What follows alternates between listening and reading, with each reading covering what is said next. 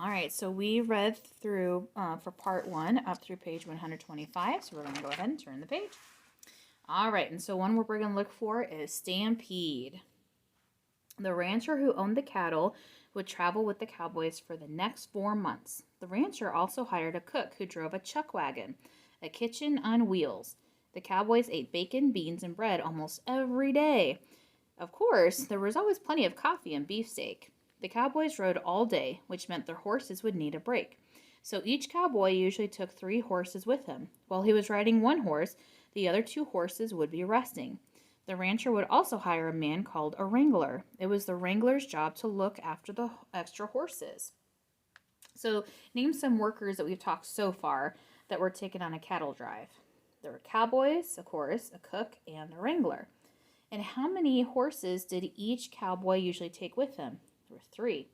Some additional information to know about chuck wagons is that chuck wagon was similar to wagons used by the pioneers. The cook kept his supplies such as large cooking pots, iron skillet, and cooking utensils in drawers or on shelves inside the chuck wagon. And attached to one side would be a large water barrel.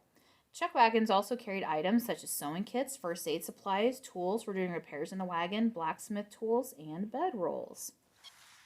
All right, the roundup. A real cowboy loved his job. One thing he feared, though, was a stampede.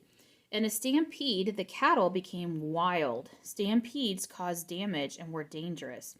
What caused a stampede? Sometimes a sudden sound, like thunder before a storm, would startle the cattle. Sometimes just a person's voice could do it. If one cow started running, the others would too. After 4 months of long, hard days of driving cattle, you can be sure the cowboys were glad to ride into a cow town. Here they sold the cattle and put them on a train to the east. If you were to travel to the west today, you could still find some cowboys, but not as many as in the days of cow towns and cattle drives. Railroads were built, cities were founded, and fences surrounded the land once used for cattle drives. Though the American West has changed, one thing is certain: the American West forever changed America. So now we're going to turn the page and we're going to be talking about cowboy songs. Because stampedes were dangerous, at least one cowboy always kept watch during the night. He would often sing softly to the cattle to soothe them. Maybe you've heard some of the songs of America's cowboys. They were not loud songs, for a sudden yell could cause a stampede.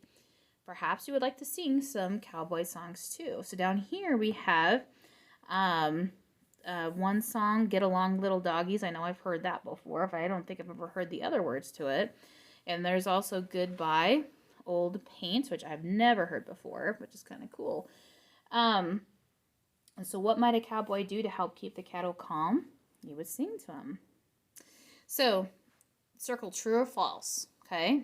Dodge City, Kansas was a famous cow town. True. The cowboys soothed the cattle at night by talking softly around them. False. They didn't talk softly around them. They sang to them. When the cattle reached a cow town, the cowboys took them to ranches that were close by. That is false. A clap of thunder or a loud voice could start a stampede. True. A cattle drive usually took 4 weeks. False. It could take 4 months. All right, let's turn the page. And that is that already the end of chapter 6? That is already the end of chapter 6. That was quick. All right. So that is Our America, chapter 6, part 2.